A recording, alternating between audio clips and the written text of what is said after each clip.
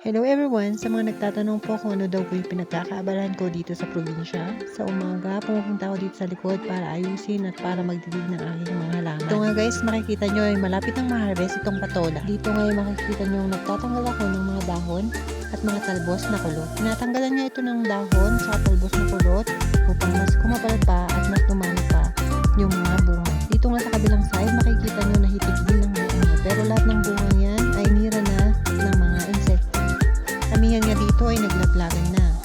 Kaya nag-spray na nga ako dyan ng detergent at saka oil. Mga nakakaalam po kung anong dapat i-spray sa ganitong halaman, pa-comment naman po sa comment section at maraming salamat. Dito nga ay nagsabit ako ng organic na pataba para dito sa aming mga patola.